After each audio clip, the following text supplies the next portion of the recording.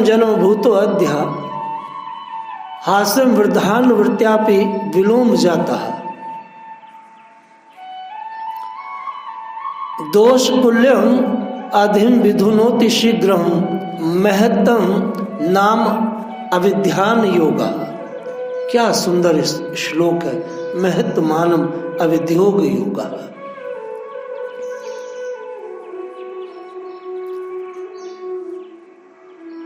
सूत गोस्वामी बहुत बड़े बड़े ऋषि मुनियों के बीच में बैठे हैं और एक कथाकार के रूप में बैठे हैं। और नैमिषारण्य का वन है जहां पूरे विश्व के ब्रह्म ऋषि बैठे हैं, इकट्ठे हैं। और वो ब्रह्म ऋषि कलिकाल का प्रथम चरण है। भगवान श्री कृष्ण अभी हैं। कौरव पांडव युद्ध समाप्त हुआ है, उसी काल की वो बात है। भगवान के सामने ही कलिकाल आ चुका था, आपको पता ही है।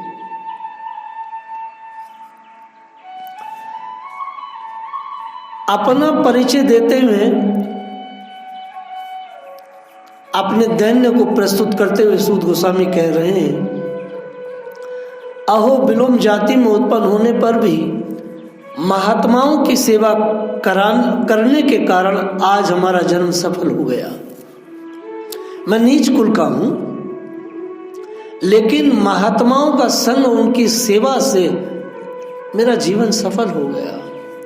क्योंकि महापुरुषों के साथ बातचीत करने मात्र से ही नीच कुल में उत्पन्न होने की जो मनोव्यथा है वो शीघ्र नष्ट हो जाती है।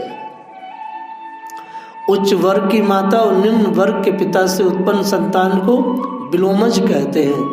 वृद्धानुवृत्यापि विलोम जाता है। सूत जाति की उत्पत्ति इसी प्रकार ब्राह्मणी माता और क्षत्रिय पिता से हुई है। ब्राह्मणिया क्षत्रियत्व सूता, अमर कोश का ही शब्द है। सूत जी ने अपने को इसी परंपरा में स्वीकार किया है। आपका वास्तविक नाम रोमहर्षण है। सूत तो जातिवाचक संज्ञा है।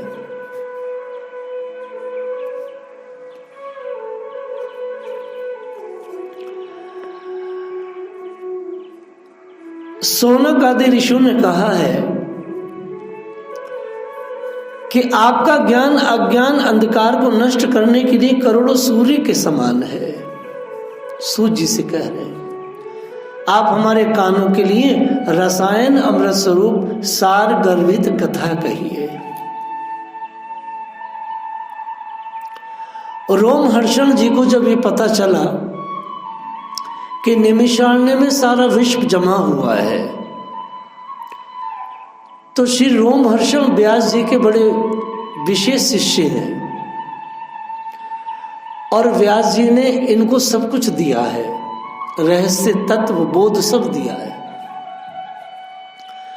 तो इनके मन में अभिलाषा हुई कि चलो नैमिषारण्य में जाकर के महात्माओं का दर्शन किया जाए, और अगर सेवा मिल गई तो बहुत ही अच्छी बात है। सेवा क्या है कि भगवान की कथा का अगर मुझे निमंत्रण मिला तो मैं ठाकुर जी की कथा कहूंगा।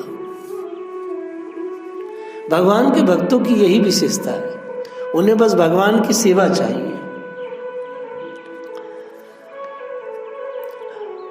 इनको देख करके सोनक जी बोले, सूची आप निष्पाप है। मतलब देखते के साथ ही कहा कि आप निष्पाप है। आपने समस्त इतिहास पुराण और धर्मशास्त्रों का विधि पूर्वक अध्ययन किया है व्यास जी के सानिध्य में, और उनकी भलीभांति व्याख्या भी जानते हैं। वेताओं में श्रेष्ठ भगवान वेद व्यास ने भगवान के निर्गुण और सगुण स्वरूप को जानने वाले दूसरों मुनियों ने जो कुछ जाना है, उन्हें जिन विषयों का ज्ञान है वह सब आप वास्तविक रूप से जानते हैं। सूत जी, आपका हृदय बड़ा सरल है, शुद्ध है, इसी से आप उनकी कृपा और अनुग्रह के पात्र हुए हैं। गुरुजन अपने प्रेमी शिष्य को गुप्त से गुप्त बात भी बतला दिया करते हैं, ये सोनक जी ने कहा। अगर दूसरे शब्दों में यहाँ कहूँ तो यह है कि जो कथा व्यास है उसको ऐसा होना चाहिए। उसके इन श्लोकों में गुणों का वर्णन किया गया है। गुण क्या है? बड़ा पवित्र सरल हृदय है, शुद्ध है, भगवान की कृपा अनुग्रह के पात्र हैं, सगुण निगुण स्वरूप दोनों को जानने वाले हैं और अपने गुरु के आश्रित हैं। समस्त पुराण पढ़ाने के बाद वेद व्यास जी ने आपको पुराण वक्ता होने का आशीर्वाद दिया। हम आज सूत गोस्वामी के चरित्र को स्मरण कर रहे हैं। यही कारण है कि इनका संपूर्ण जीवन ऋषि मुनियों के आश्रमों में भगवत गुण लीला कीर्तन में ही बीता। इन्हें कोई और काम नहीं था। इस आश्रम से उस आश्रम, उस आश्रम से इस आश्रम, पूरा जीवन इनका आर्यव्रत में भगवान के इतिहास पुराणों के बारे में वक्ता के रूप में व्याख्यानों में बीत गया। इन्हें कुछ करना ना था, केवल भगवान की चर्चा में ही समस्त जीवन बीत गया।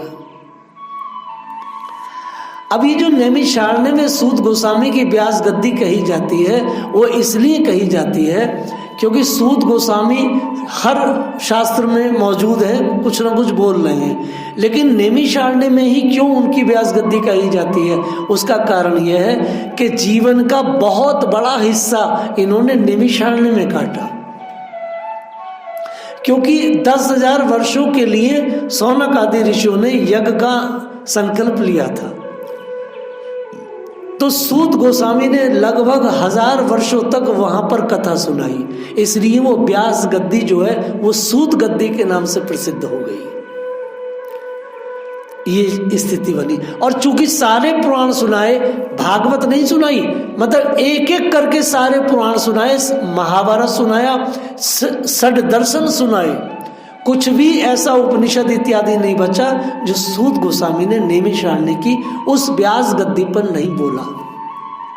इसलिए उस गद्दी को सूत गद्दी कहने लगे। छोटी सी गद्दी है, छोटा सा कक्ष है, मेरा देखा हुआ है। और परम पूज्य प्रातः श्रमणीय रामचंद्र केशव डोंगरे जी महाराज ने वहाँ पर उसके फर्श, उसके जीर्णोद्धार के लिए धन दिया था। ये भी वहाँ लिखा हुआ है।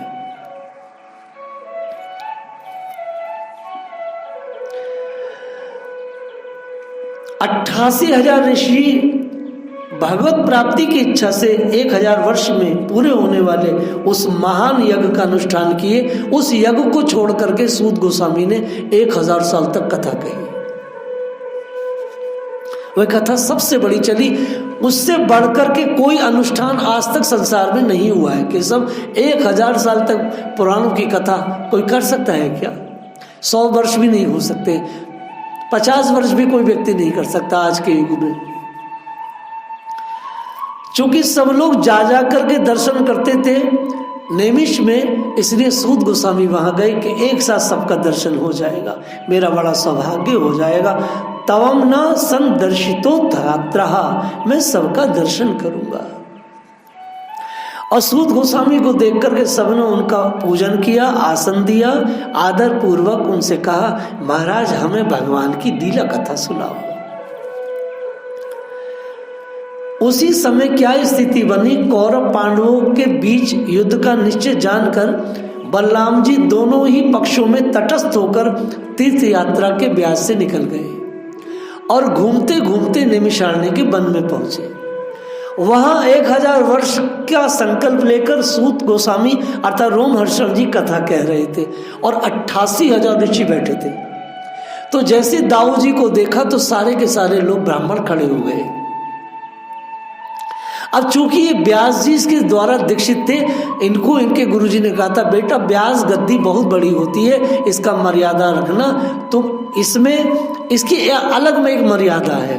तो सूत गोस्वामी व्यास गद्दी की मर्यादा का पालन करते हुए खड़े नहीं हुए, सब खड़े हो गए। सब ने दाऊ जी को यथा योग प्रणाम पूजन अर्चन किया। लेकिन सूत गोस्वामी से यहाँ एक गलती हो गई। भाव में थे, कथा के भाव में थे, दाऊ जी को देख करके बड़ा भाव में थे, लेकिन प्रणाम ना कर पाए। तो दाऊ जी ने विचार किया कि ये हमारी ही कथा कहता है और गद्दी पर बैठा है, बड़ा अभिमानी हो गया है। एक तिनके से सूत गोस्वामी का उसी समय व्यास गद्दी पर बैठे हुए उनकी हत्या कर दी। सारी सभा में त्राही त्राही हो गई। सब ब्राह्मणों ने कहा कि हे दाऊ, वैसे तो आप वेदों से ऊपर हैं, वेद का कोई नियम आपके ऊपर नहीं है, लेकिन फिर भी हम आपको निवेदन कर रहे हैं कि दाऊ जी के मन में ये बात आई कि ये नीच जाति का व्यक्ति है। एक तो ये ऊपर बैठा है, ब्राह्मण नीचे बैठे, ध्यान से सुनना, ये सबसे बड़ी गलती है। ये ऊंचा बैठा है, ये नीचे बैठे है। दूसरी गलती ये है कि ये अपने को पुजवा रहा है। तीसरी गलती है इसने मुझे प्रणाम नहीं किया। तब ब्राह्मणों ने कहा, दाऊ जी हमने ही इन्हें ऊपर बिठाया है, हमने ही इनको आशीष दिया है, ये बड़ी भगवान की कथा कह के हमारी आत्मा का पोषण कर रहे हैं। ये अपने को कभी बड़ा मानते ही नहीं है। इन्होंने बैठते के साथ ही अपनी जाति कही है। बैठते आज का नीच कथाकार, नीच जाति में जन्मा कोई व्यक्ति अपने को ब्राह्मण कहता है। आप देखो इस्कॉन के अंदर छोटी छोटी जातियों के मल्ला, कुश, गडरिया, बागवान, सैनी, खटीक, मलेक्ष सब ब्राह्मण बनकर के ब्राह्मणों से पुजवा रहे हैं और कहते हैं हम ब्राह्मण हैं। लेकिन सूत गोस्वामी ने कहा मैं तो नीच जाति का हूं। व्यास गद्दी पे बैठ के अपनी जाति को बोलना, ये व्यास गद्दी की मर्यादा है।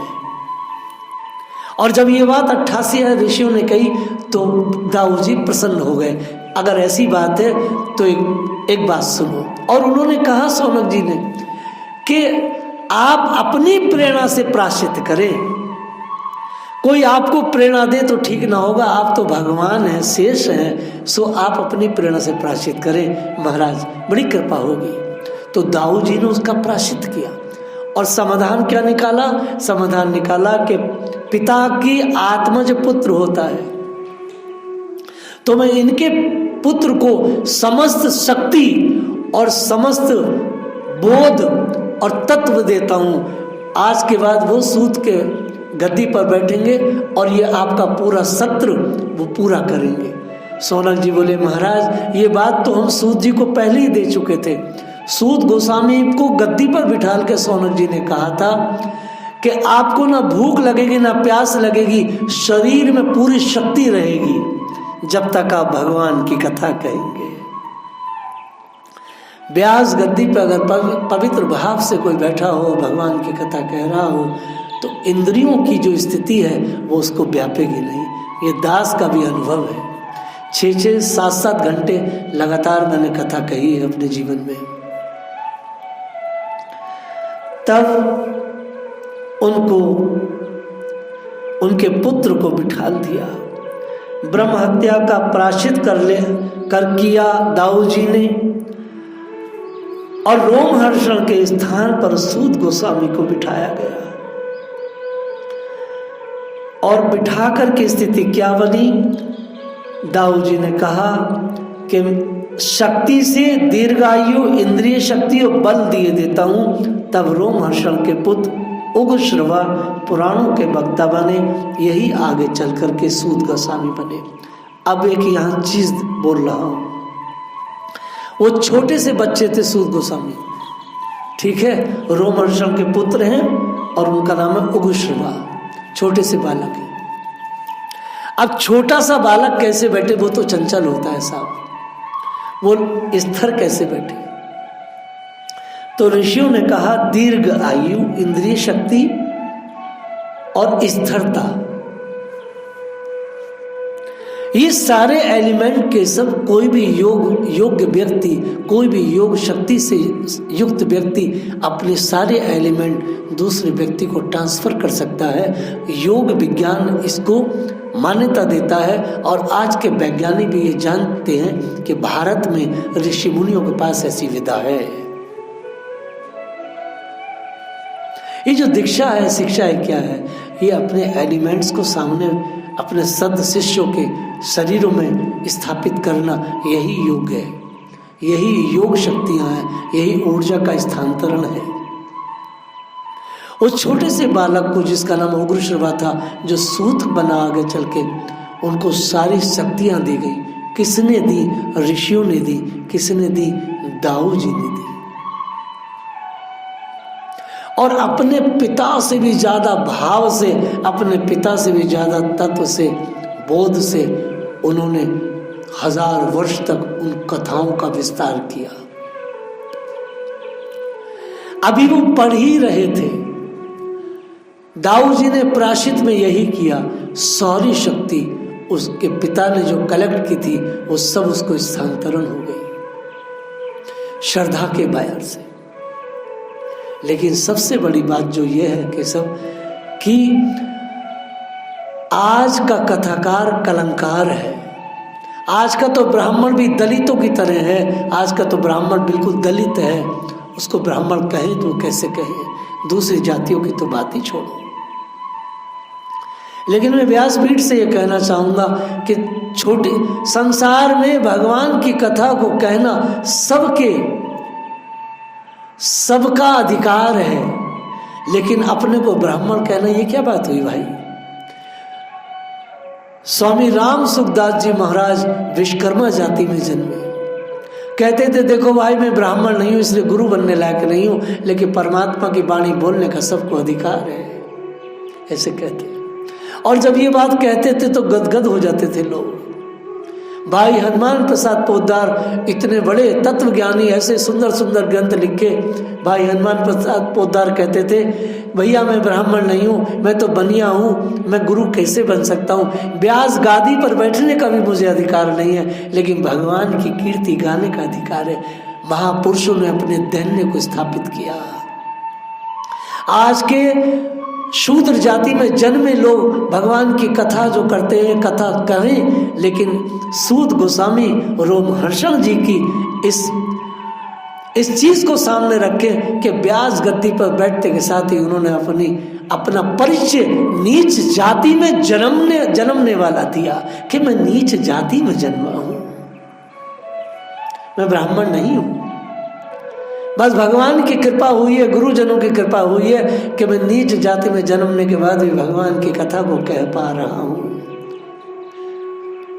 सूत गोस्वामी को फॉलो करना चाहिए आज के हर व्यक्ति को, जो भी नीच जाति में जन्मा है, छोटी जाति में जन्मा है, जो ब्राह्मण नहीं है, उस व्यक्ति को कहना चाहिए कि मैं छोटी जाति में जन्मा हूं, लेकिन गुरु कृपा से, भगवान की कृपा से मैं भगवान की वाणी को आपके सामने बोल रहा हूं।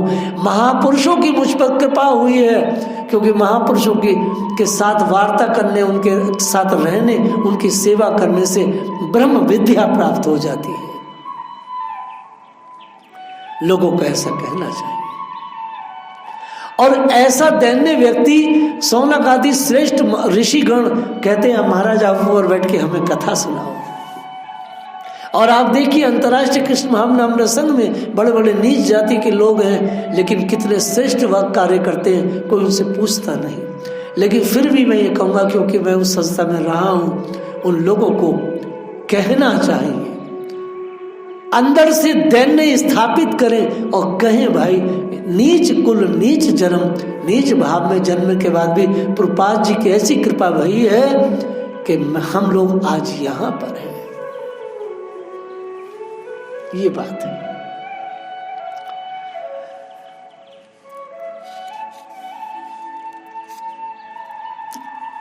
अज्ञान द्वैत विदसम कोटि सूर्य संप्रभम सुत आख्यायी कथा सारम मम कर्ण रसायनम। हे सूत आपका ज्ञान अंधकार को नष्ट करने के लिए करोड़ों सूर्य के समान है। वास्तव में जीवन में जितना भी अंधकार है वह अंधकार सिर्फ अगर दूर कर सकता है तो केवल ज्ञान परक भक्ति। खाली भक्ति है तो अंधकार दूर नहीं होगा, ज्ञान के सहित भक्ति होगी तो ही आपके जीवन से अंधकार दूर होगा। कथा को रसायन कहा गया है, भगवान के गुणों को सुनना रसायन कहा गया है। ये स्वर्ग के अमृत से भी ज्यादा ताकतवर है, क्योंकि जब महाराज परीक्षित को कथा सुनाने के लिए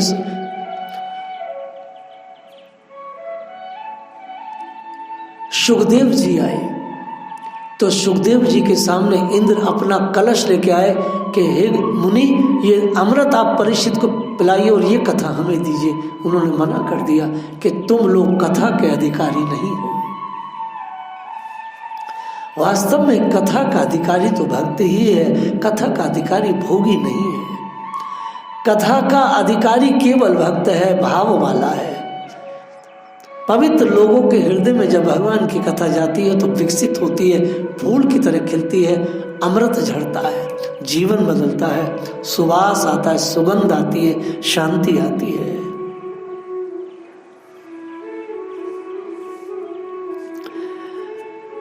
ये कथा हमें बहुत चीजें सिखाती है। सूत गोस्वामी जैसे पुराणों के प्रधान प्रवक्ता हैं, ऐसे ही सौनक आदि पुराणों के प्रधान श्रोता हैं। सौनक जी की कथा को हम लोग कल श्रवण करेंगे। जय श्री राधे।